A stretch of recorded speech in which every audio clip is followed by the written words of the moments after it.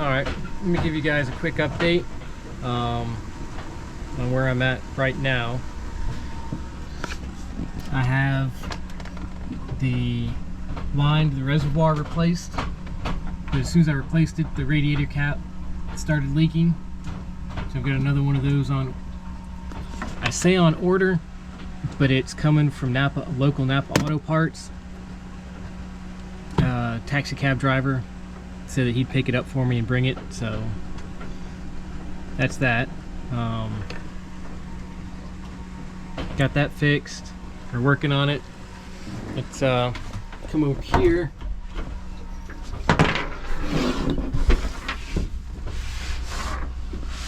I have the lifter pump pulled off. Everything is ready to get plugged back in. Once it shows up, it should be here this afternoon. It's oh, what time is it? 10:45ish.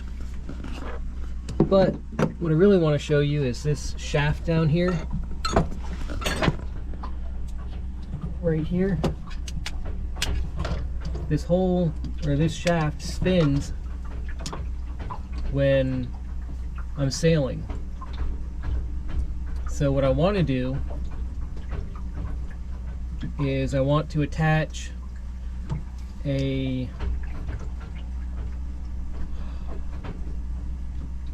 not a pulley, I guess it would be a pulley, to the drive shaft and run it maybe over here somewhere to another alternator,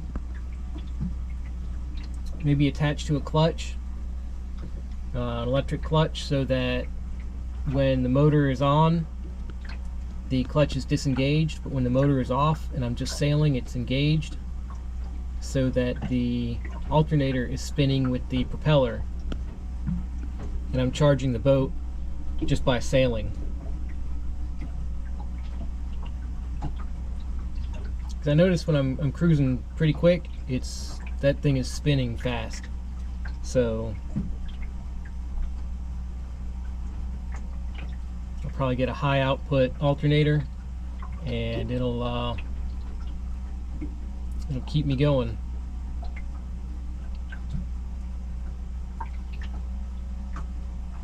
But that's the ways down the road. Got to get home first. But that's one of the things that I do want to do. Yeah, and there's some of the parts and everything.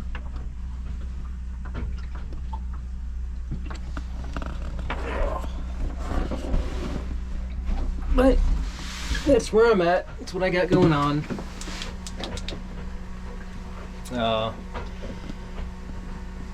Yeah, I'll keep you updated.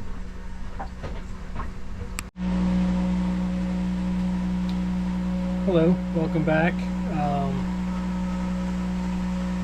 It's about 8 o'clock at night. Some things that I got done today.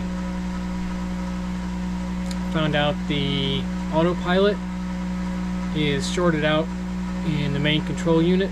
Unplugged everything that gets power, and it still shorts out when I connect power to it. So the autopilot is totally fried. Some of the other systems still work. I haven't tried running the wind vane off of the other, it's called C-Talk, so I haven't tried running it off the C-Talk from some of the other components to see if that'll work, or giving it its own 12 volt power. Haven't tried that yet either. Maybe later. I did get the new fuel pump, lifter pump. That did not fix the issue. Still runs intermittently, which makes me think that the old lifter pump was still good, but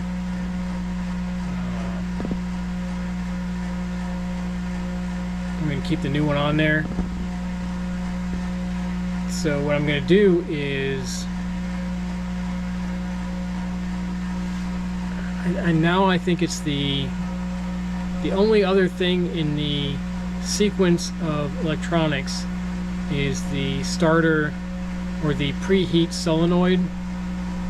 It has a contactor that's supposed to pull in, and for the lifter pump it's supposed to stay contacted. I don't think it is. I think it's slowly lifting up, which is why when it's cold, I'll start it up and I can hear the lifter pump, or the lifter pump clicking. But as the cylinder, or as the, what do you call it? I just had it in my head.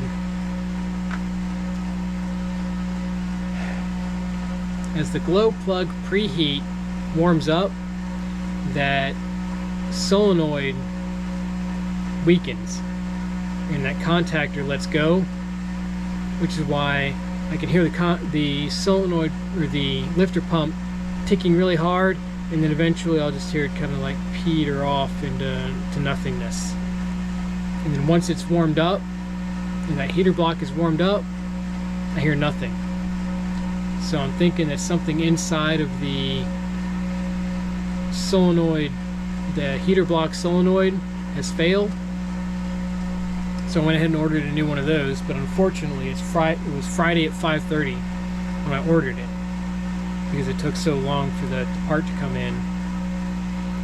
And I ordered it next day air, but they don't ship on the weekends, so they only ship Monday through Friday, and they only ship before noon. So earliest I can have it is Tuesday. I have the slip until Wednesday. May have to get an extra day depending on whether or not it actually shows up next day, or whether it's 2 days, or if it shows up Monday or Tuesday or Wednesday. If it shows up Wednesday, I'll have to do another day at the slip.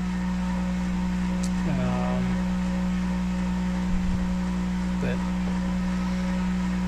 yeah, that's where I'm at. The engine still doesn't work. I'm pretty sure I have it nailed down to exactly what could be wrong. I ordered a couple other electronic parts that just look terrible, so I'll replace those as well, whether or not they're malfunctioning or not, just for peace of mind.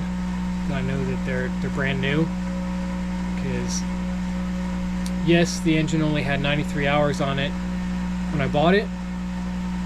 It still looked like it'd been in there for 10 years. So certain things may just need to be replaced anyway.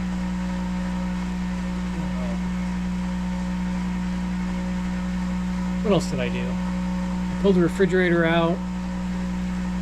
It is getting 12 volt power. I don't know if the 12 volt power is enough to run the compressor to make it actually cool, or if it's supposed to have 24 or 120 volt to cool it, and then the 12 volt is just to try and maintain while underway until you get to the next shore power. I gotta do some more research on that. The propane, when you turn the propane cylinder or switch on at the electrical panel, which I have torn apart right now. Oh, by the way, this wire is live. Apparently there was a fan that went to the captain's, I'm calling it the captain's quarters. That's probably where I'll end up living once I move, once I'm, you know, settled and everything works.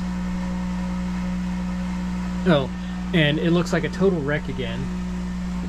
Like, stuff everywhere. Just trying to get things working.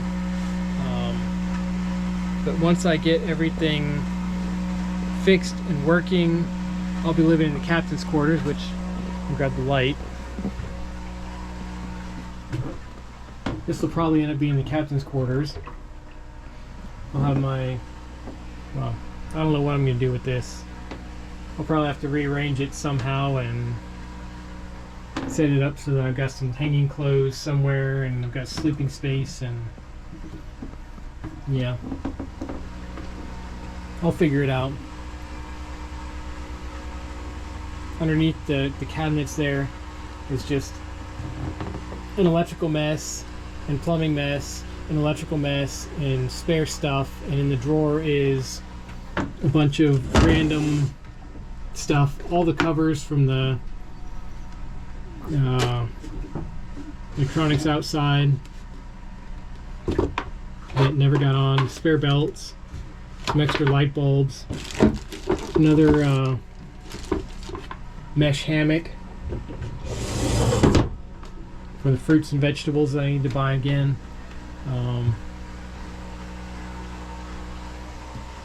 I did get the radiator leaks fixed. I replaced the hose. As soon as I replaced the hose, the radiator cap started leaking. So I went ahead and replaced the radiator cap, which took care of all of these leaks. So this is good now.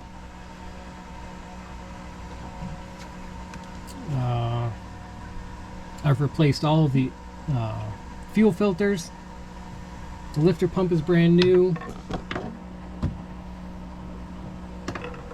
In fact, you know what? Let's go ahead and crawl down in there.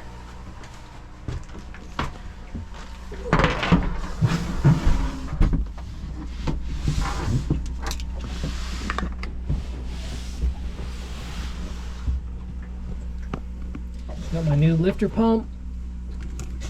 Some things that I ordered is this is supposed to be a 10 amp breaker. It's supposed to be a 20 amp breaker, I think. I ordered both of these. This is the starter solenoid. I ordered a new one of those. This right here, this big tube in the back here, this is the raw water heat exchanger. It brings seawater in. Seawater goes into the bilge where the strainer is. From the strainer, it comes into here and flows through here with the radiator and transfers heat to the seawater and then blows it all out through the exhaust, which I'm pretty sure the exhaust is leaking because underneath here it fills up with water, which is why the entire floor out here is falling apart. Lift this up.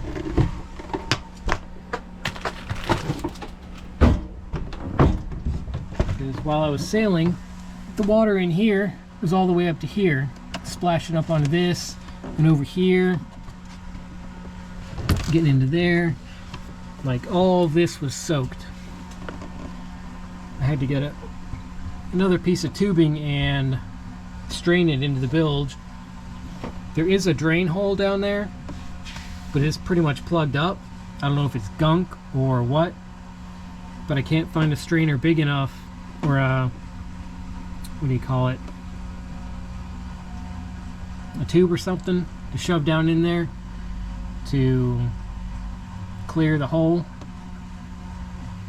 So I'll have to figure something else out. This right here, the belt, this is all black and stuff because when I first got it, you can see where the belt tension was, and this had like 1.5 inches of play on it.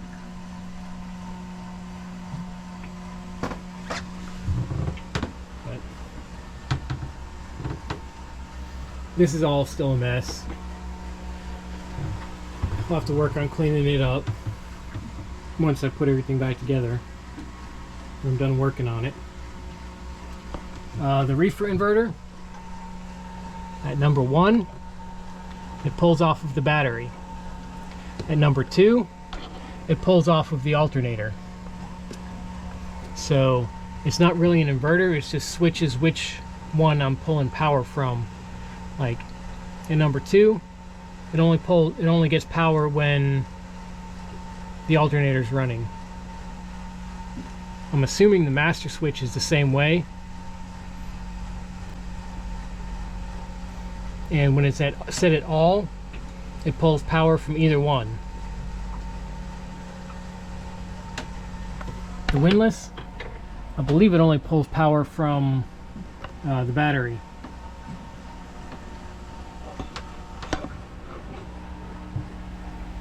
But yeah, so that's where I'm at. That's where things are at. Things are going.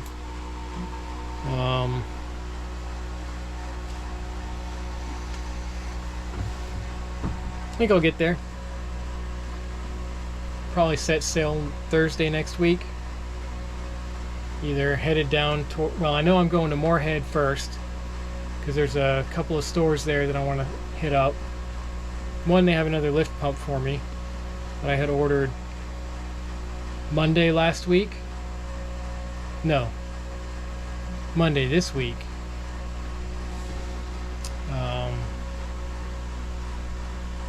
Plus, there's an actual marine store where I can buy ropes, all of the jib sheets that I want to replace. I can get those there, plus the seat and all of the tools I need to actually climb the mast, so I can go up there to the top of the mast and fix the stuff up there.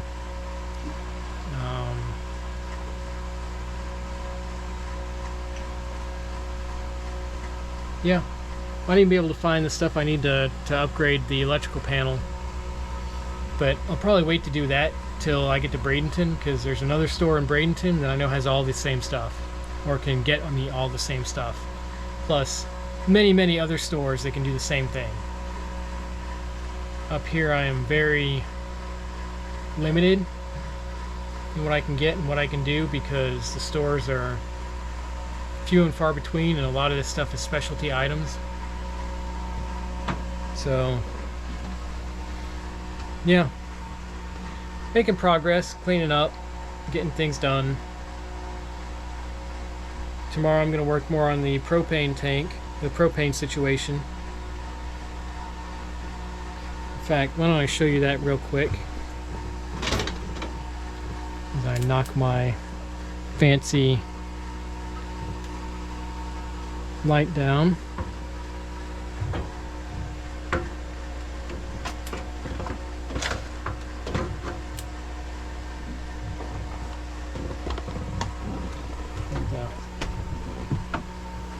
Go ahead and try and fire up the propane. It'll do that. I'll set it to high, and then it'll just peter out and die. Like it just loses pressure. So it has good initial pressure, and then after that initial pressure is gone, it just dies out. So I got to figure out if is that the solenoid that's causing the blockage, or is that the regulator that's causing the blockage. The 150 pounds of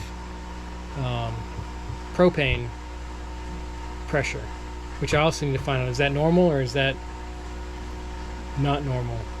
Because I don't remember from living in the travel trailer. That was a long time ago. Alright, it's enough for tonight. I hope it was informative. Again, I appreciate all the prayers and everything. And making progress. See y'all when I get to Florida.